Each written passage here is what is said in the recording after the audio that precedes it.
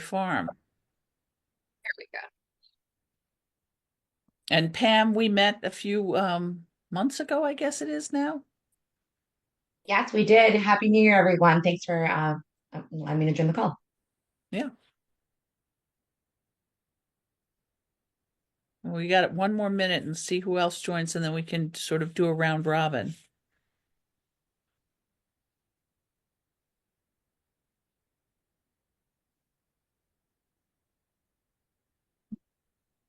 Is uh is the historic Sugartown person, is that Barry? Yes. Hey Barry, I just want to say hi. I've been meaning to Hi. connect with you. You We're bet. your neighbor at Willistown Township. Great. I've got some So questions for you. yeah, yeah. I want to start a fire in May, a big fire, and I think I need a township approval for that. Yeah, we'll talk more Yeah, offline. we've got a project coming in called Her Story, which is a women's history reenactment, Okay. and they're going to do cooking displays Okay. in a pit. So So it's a good kind uh, of fire. yeah, it's a good Yeah. kind of fire. Excellent. Yeah, Yeah, we can talk offline later sure. today or next week. Yeah, I'll stop in next week. Okay, wonderful. And Ann McNally has just joined us. Yes, I had to unmute and show my camera. Hi, everybody. I've been wanting Hi, to join you guys since October, but life got in the way. we get it. So where are you from? Um, I live in Birmingham Township. Oh, no. A My interest in this actually is rooted in racial justice. I was talking to Mary Moskowitz about doing things in Chester County, increasing awareness around racial justice. She suggested this group would be a great place to start. And then I talked to Karen at Chad's Ford Days, and she also encouraged me. So, So I've been a community volunteer so for 30 years in Newcastle County and Chester County. So it's 12:01. So let's start because we have an hour. And I think one of the goals here is to really solidify some plans, what you're planning for 2026. We have Emily who's going to take it all down. We and Beth, and we put it on our calendar. We have a whiteboard that runs and you can access it through the website. Um, we really have to get concrete here about what you're thinking and planning because the running room is getting shorter and shorter.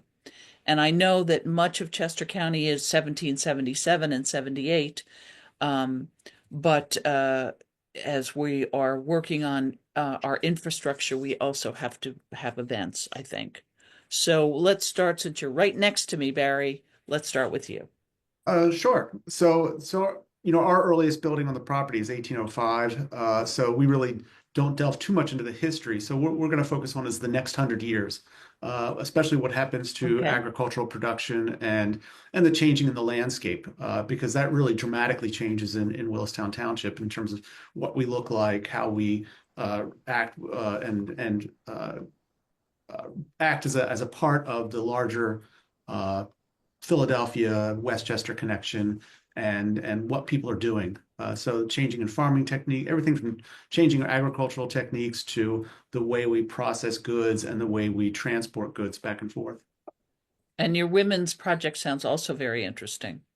Yeah, we'll see how that goes this year. I'm looking forward to it. It's new for us, so it'll be interesting to see how well it goes and if we can do it each year. Okay, great. Because that's a big part of our story here too, is women's history, especially within all of Willistown Townships. Women have played a big part in running businesses and being in charge and ownership of property. Hmm. So, how about you, Jennifer? Is Willistown planning a signature 2026 event? Well, I just got assigned as a staff liaison, so there's nothing in the works right now. I have talked a bit with Bart von Valkenburg, who's really knowledgeable We talked about maybe somehow pairing with Malvern Borough and Hmm. Sugartown, because we're, or historic Sugartown, because we're all right near each other. But honestly, this is just the starting point for us, unfortunately. Do But you do you need contacts in Malvern Borough at all? Bart gave me a big list, and I am joining their upcoming meeting. So I am well connected through Bart. So, but thank you.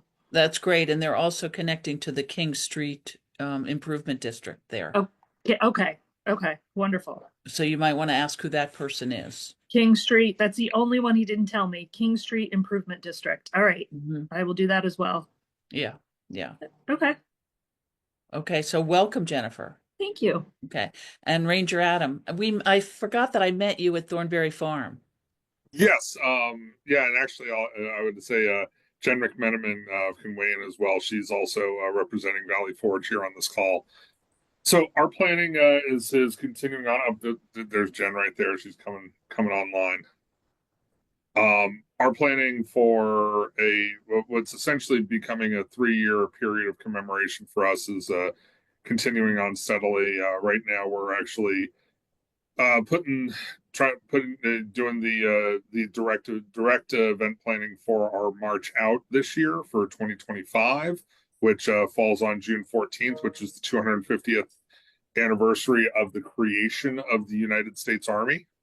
So there's a lot of events going there. There's a big thing that's being hosted by the Army proper in Philadelphia. They are having some VIPs, so like generals, possibly some members of the Defense Department out at Founding Forward near our property, and they're looking for some sort of tour with the Park Service on the 13th. Then we're doing our march out, which is normally a yearly event for us. It's the commemoration of Washington's Army leaving Valley Forge, but this year we're theming it with marching out into the future, 250 years of the U.S. Army. So that's our very direct sort of coming up thing right now. And then we're putting together a lot of the plans for 2026, which is not only the 250th of the United States, but also the 50th anniversary of Valley Forge becoming a national park. So we're finalizing our actual day of July 4th programming. We're centering it around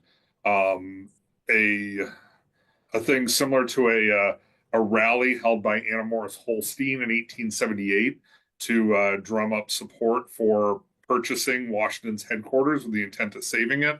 We're also, so we're looking for an Anna Morris Holstein impersonator. We're also going to be recreating the stage, if you will, that President Ford signed the park into existence. We kind of cheekily are thinking about trying to find someone who looks like Gerald Ford to walk around a little bit that day. We're the one of our partners, the Valley Forge Park Alliance, is going to be working with the Washington Memorial Chapel. They're going to be one of the houses of declaration, which Jen McMenamin can talk quite a bit about. They're going to be reading the Declaration of Independence, hopefully with a corresponding carillon concert from the chapel or some other How event with the beautiful. chapel or well. So that's what we're going on. Plus, then we're also like delving into communication. They're not communication, transportation solutions because we've got only so many parking spaces. We don't want to have cars lined up down 422, and we know that we're going to be a destination. I mean, we're one of your gateways, so we want to make sure that we can handle what we think is going to be a pretty big influx of people. So So Karen and that's I have a conversation scheduled with Rose Fennell, the excellent. Yeah, my superintendent. boss. Yeah, we have a conversation. I think it's next week that Okay. we're talking with Yeah, her. I And think I might be invited to that one. Is that the Dare to Friday Declare. at like 11 o'clock? Yes. Yep, Mhm. I'm going to be in that Good. conversation as well. That would be great. So Jen, did you have anything you wanted to add? So yeah, so thanks for having me here. So yeah, as Adam pointed out, I'm a retired National Park Service employee that they asked to come back and kind of help out with this whole 50th birthday for the park, Valley Forge Park, and then be a liaison for the 250th. So I just wanted to kind of let you know I'm working with Montgomery County, and I think you guys have all heard of this from what they told me is the Houses of Declaration. houses in the area, and it doesn't need to be historic necessarily.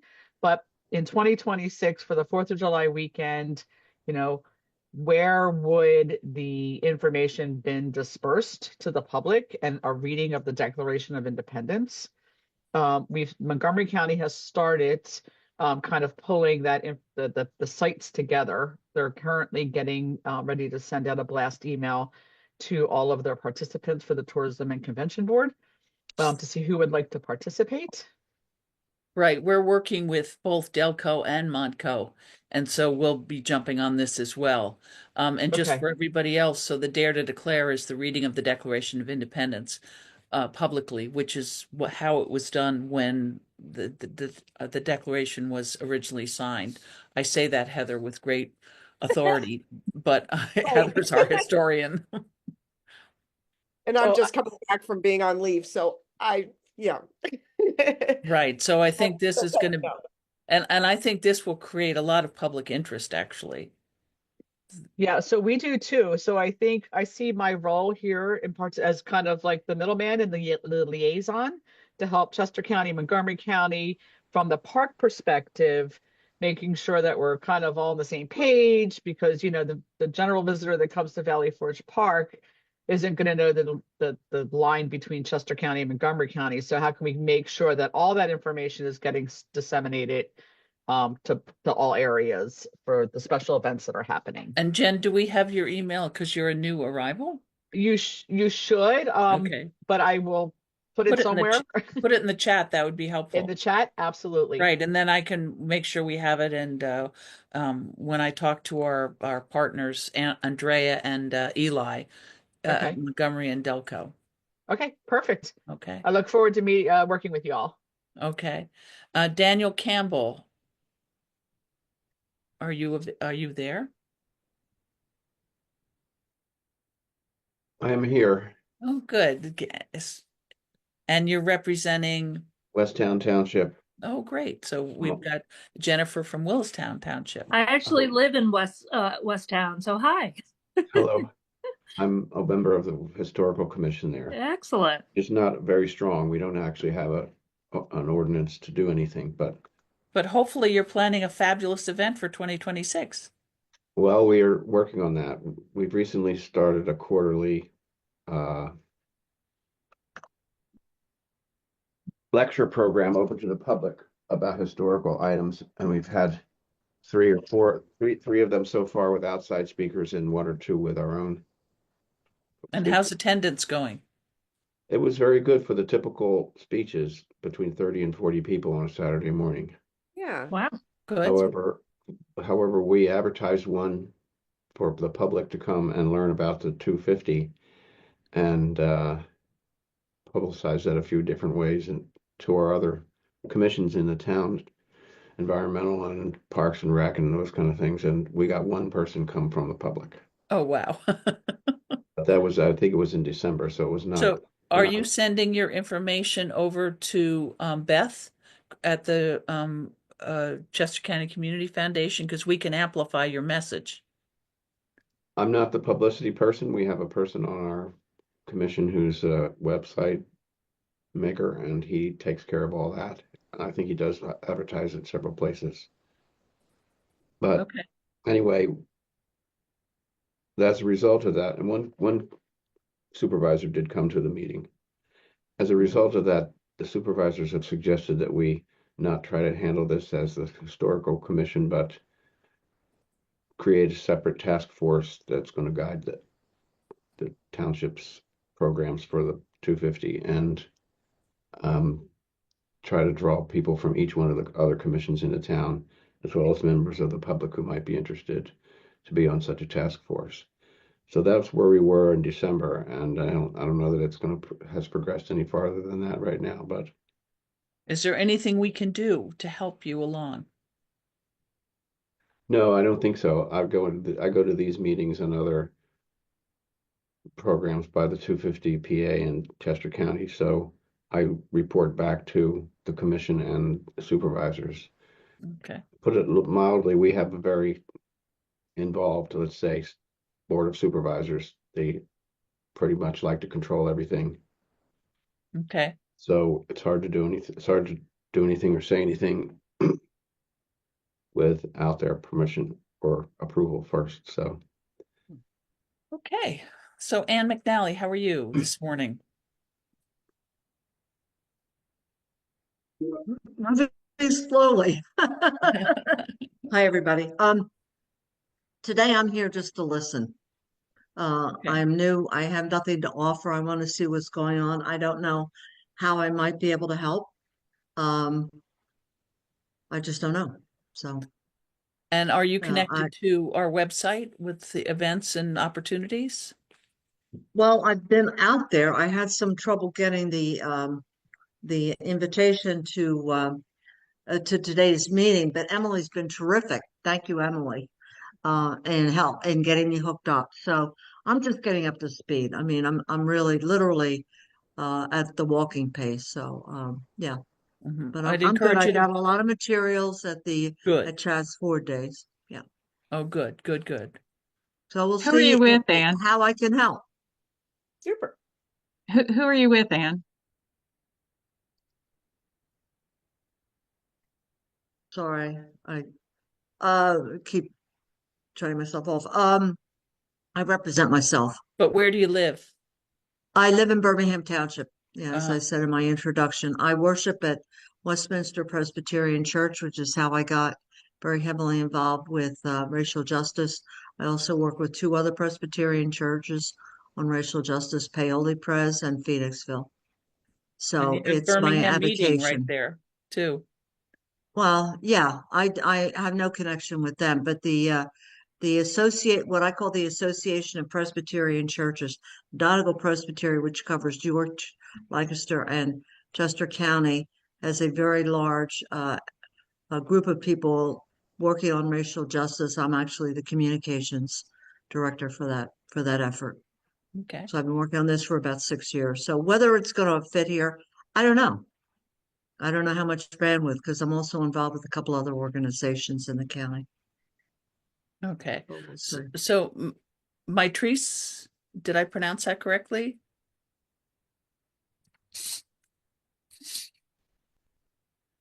Matrice? Hmm. Okay, well, maybe she'll join us. So Maybe Pam, Murtis?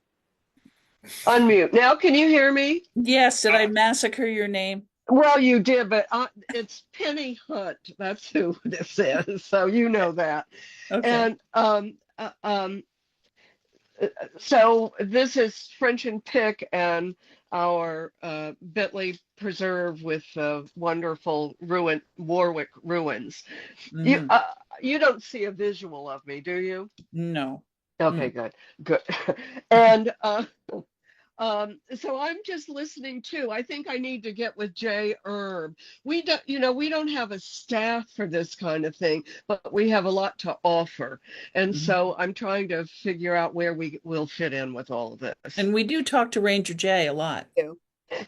Yes, I saw he was there at the last meeting, I think. I'm sorry I didn't get there.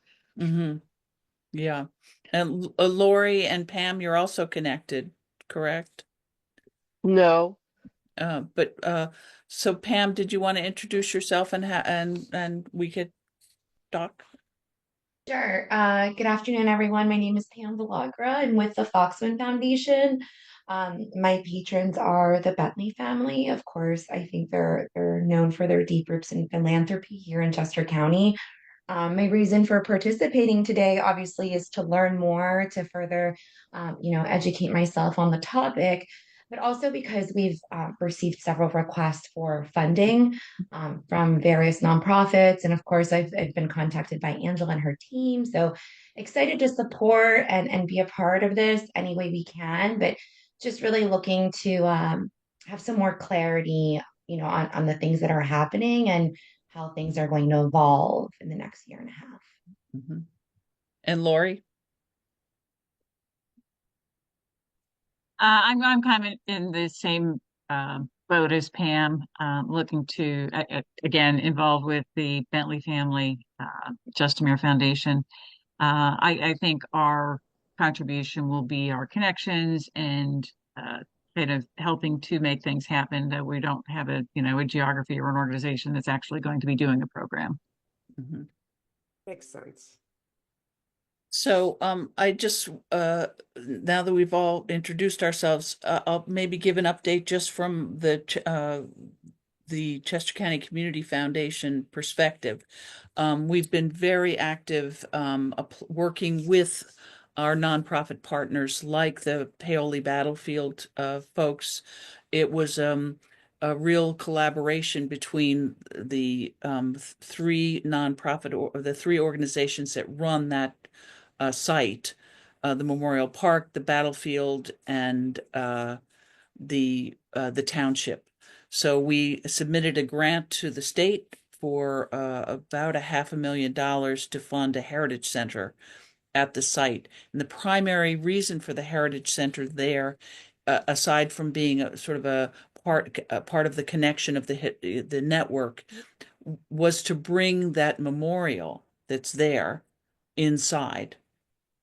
It's the second memorial, Revolutionary War memorial in the United States, and it's really showing its wear and tear. They've put a plexiglass cover over it to try to preserve it, but it's not attractive at all, and you can't really read it. So the goal would be to build the Heritage Center. It would be a part of the Heritage Information Network, and then it would house the memorial as well as some other things from the historic battlefield. Interestingly, Paoli is the only historical asset that's connected to SEPTA. It's walking distance. Right. So we also worked with Chad's Ford to apply for a heritage center, which would be adjacent to the Historical Society. And we worked with Chadsford Township and the Chadford Historical Society to submit that grant. And again, it's about I think $300,000 that would build that center. It's meant to serve as a gateway to that area, and there's so many things down there to see, not just historical, but the museum and various other things. So it would serve as an anchor in that sector. Um, so the reason I'm saying all of these things is that when I know that Beth sends out information to people, and we often provide links to grant opportunities. Um, we participated in a PHMC and Heather, maybe you can say what PHMC does. Uh, sure. Sorry, I'm still kind of getting back in the swing after being out for a little bit. But PHMC is the Pennsylvania Historical Museum Commission, and those of you with historic sites like Barry probably are well aware that they provide various, some technical resources for historic sites and museums throughout the county, or throughout the state rather, and they also have grants. The size of the grants have kind of ebbed and flowed over the years, but they predominantly give grants out for, they have the Keystone grants that are for preservation of historic sites. Usually, I believe you have to be a National Historic Register site to do that. They also have other kinds of planning grants, and they also work with the archives to have archival preservation grants as well. So I think that's it in the nutshell. They also work with heritage, the Heritage Marker Program, and getting folks on the National Historic Register as well. So it's worth exploring some of those things, and if you need help, then contact us, Yeah. and myself or Heather, because we can help you navigate that. Yeah, if you've never done the grant applications before, I can certainly help with that too. And the same with the DCED grants. There's various different ones, and sometimes it's helpful to have another voice. I know that the Goshenville Blacksmith Shop also applied for a grant for signage, and they want to put in a pad for the kiosk that we're talking about, a kiosk system that would, link various historic assets. And the goal is so that we're not all talking like this, we're talking like this. Excuse my hand language. So, Angela, may I ask a quick question? yeah.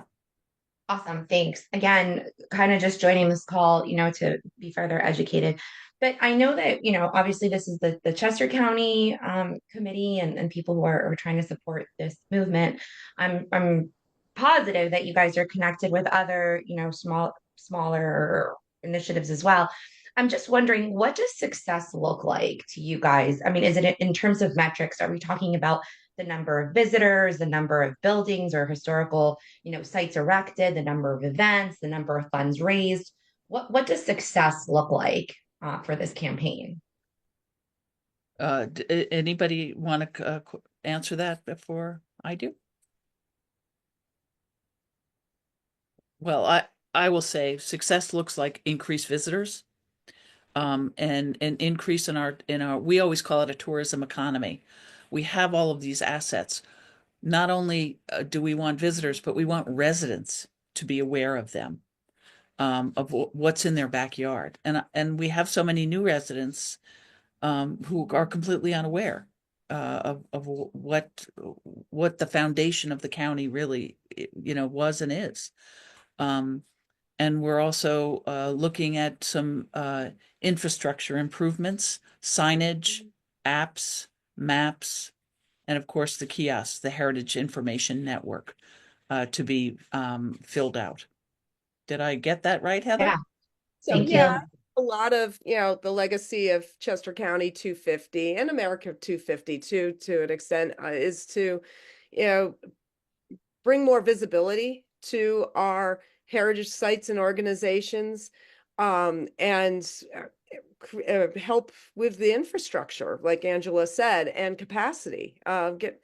Make sure everyone has the resources they can work with, and make that a lasting thing. And that's been an ongoing issue for our heritage sites for a long time. It's getting the support and that they need, and getting the things in place that helps them sustain themselves and become important and valuable in their communities. Signage, take as an example, signage. I mean, if you're a visitor, how do you know where to go? Right. I mean, you can put it on your GPS, but it would be nice to have a sign that so you see it. So, I live up here in Wayne, and the Paoli battlefield, I only, after living here for 40 years, only was like, oh, there's a sign. Right. There's last time signage was addressed for all of these historic assets was the bicentennial. So we'd like to do that. We'd love to get these apps so that we're more modern in terms of our, I mean, so Gramps in the front can have the map, but the kid in the back has the app and knows what he's reading. I put QR codes on the signs, things like that. That to me is success. We're also talking about some untold stories. I'm looking at Ann McNally when I say this. The Underground Railroad, active partner. Um, and it's the unfinished business of liberty and justice for all Right. now, even now. Yeah. So I think that I'm glad, yeah. Angela, I'm glad you mentioned my name, if I can interject, because I do want to offer two things. The other group, I think it's called Voices Underground. I yes, Yeah. can't remember Yep. yeah. yes. I saw him make a presentation at Calvin University 2 years ago, and he's very exciting. But it is that awareness. I mean, prime example. I was just looking at the minutes. You guys have been around since 2022. If I hadn't have talked to Marion in the borough in November, I never would have heard about you guys. Yeah. So I think the perfect question is, what does success look like? There's not an awareness among folks like me that you guys even exist. That's not a shot. That's just an opportunity. I see it as an opportunity. Mhm. And I know that takes money, but you're a well-kept secret. Yeah. So So, I was going to also introduce Stephen Marvin. How are you, Stephen? Who are you with? You're on mute. Thank you very much. I've missed a few meetings. I'm sort of an independent person interested in writing a little pamphlet to encourage participation and trying to give ideas of what they can do through studying the history of the colonial period. So hopefully it'll serve only as a toolkit, but I'm excited about what you're saying about encouraging visits, but also there are efforts being made to encourage participation. I signed up to be a judge for National History Day that I believe is sponsored by the organization, held at the Chester County Historical Society. One of my artworks was accepted for the bells, the Pennsylvania bells Oh, across. how exciting. Oh, Yeah. cool. So I thought that was an interesting project. They're looking for sponsors for that. And what you do is create a bell and they put the picture on the bell, encouraging. It's made of like PVC. Yes, yes, yeah. So it's not really a functional heavy metal. I saw today in Neighbors discussing the idea of interest and participation in all these activities is from the Shiloh Black Graveyard in Westtown. They apparently had a big hearing and there was a lot of discussion about it. There seemed to be reluctance from the Westtown supervisors, but they're pushing and encouraging people to participate and create a marker, sort of a branding marker for Black graveyards, not only in just the Westtown Shiloh grave site, but other grave sites throughout the area. So I'm here to encourage you to do what you're doing, and I'm sorry I'm not more of a major, center participant, but I'm just rooting. And thank you, Stephen. How are you distributing your materials? I haven't created it yet. I've been working on editing things. Hopefully have it done. I hope to, distribute it as a pamphlet or maybe a website. Well, please send it to us. Okay. Yeah. So that we can promote it and put it on our website as well. Thank you. Again, it's in editing phases. Okay. And Leslie, you've also just joined us? Yes, hi. Yeah, I'm with I'm president of the Chester County Concert Band. So we're hoping to be able to be participating in lots of celebrations next year. We actually got our first booking, which is great, for the end of May, with the East Goshen, West Goshen celebration they're going to have. I mean, it's not in writing, but we were pretty much told that that we would be asked to play in that. So we're excited about that, and we just hope to get more. Do you want us to put your information on our website and in our publications so that we can drive people to? Leslie does a good job with that. I will say. Oh, good. Yeah, it should be on there, I think. Good. It should be. Yeah. But yeah, I mean, any promotion is good. So. Okay. There's a member of the band, so. Yeah. So, Pam, did we answer your question about what success looks like? Yes, thank you. Definitely have a better idea. The only other question I have is on the website. You guys, there's so much information on here, so kudos to you guys. But on the website for, I guess it's the 250 site, there's a lot of events on here. Forgive me if I'm being dense, but these are 2025 events, right? So why are they listed? This is right because we're celebrating. Shouldn't these events be for 2026? The events are events happening now, and they have to do with America 250. So even, leading up to the celebration, there's not one celebration, there's many programs, everything related to agriculture and untold stories, and different groups doing different things at different times. And we're highlighting all of that on the website. And the website's part of the piece that, everyone can go to one place to find all of the happenings, all of the different community events. And it might tie into 250 through like an arts and culture type of angle. It might not be specifically for 250, but it's still part of the umbrella of highlighting Chester County related arts and culture related programs or community wide initiatives that we want to celebrate. And it's going to, especially in Chester County, as Valley Forge Park noted, that for us, 1777 and 78 are big landmarks. Ranger Adam, did you want to say something about that? Well, I was going to say too, just in a national scale, the Revolutionary War started in 1775. So, like, myself and one of my staff were going up to support events in Massachusetts this year. So that's because that's where the fighting broke out. Also, both the Army, the Navy, and the Marine Corps are all celebrating their 250th birthdays this year.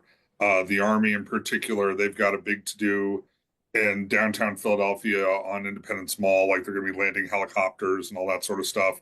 The Navy, the Navy and the Marines are kind of combining it together into one big sort of party, and they're calling it like Homecoming 250th.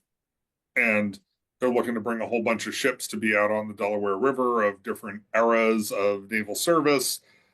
Somebody is rebuilding Tun Tavern, which was the bar that the Marine Corps was created in downtown Philadelphia. So, like, in a lot of ways, like, yes, there's the 250th of July 4th, 2026, but that is one sort of commemorative point in what is becoming a constellation of commemorative dates regarding this. Like I said, Valley Forge, our period of commemoration is going all the way until June of 2028. For sites down south, it's going as far as like 2030, 2031, 2032. So that's why Ranger you're Adam, seeing stuff for this year. I meant to ask you if you're talking with Duper Tie House. Duper Tie House. We talk with them every now and then. Oh, and I know we share a couple volunteers.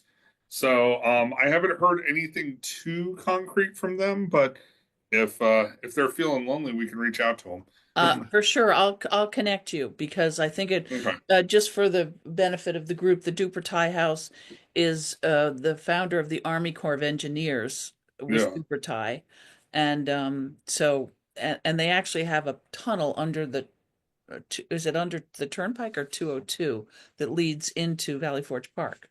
So there is like a bridge that goes under the Turnpike that goes in that you can access the park. It's not that that's more of like a PennDOT owns that or something. Yeah. It's not Duport Tie House's like own little secret tunnel or anything. I think it's very cool, and I thought it was their secret tunnel. Yeah, no, unfortunately it's not. Yeah. Okay, so that's good. So I'll connect you with the Duper Tie, Rob Williams. Okay. Perfect. Okay. Anything else for the good of the order? If you need help, reach out. There's a lot of opportunities, and please do check our website. I think one of the other things we'd like to see is aside from our building of our tourism economy and building up of our tourism infrastructure and historic sites, is the use of our website as a resource for all of you, and please feel free to reach out. Anything else for the good of the order, except that we all warm up? Okay. Well, thank you very much for coming. Have a great weekend. Thanks, everyone. And go Eagles. Yes, go Eagles. Once again.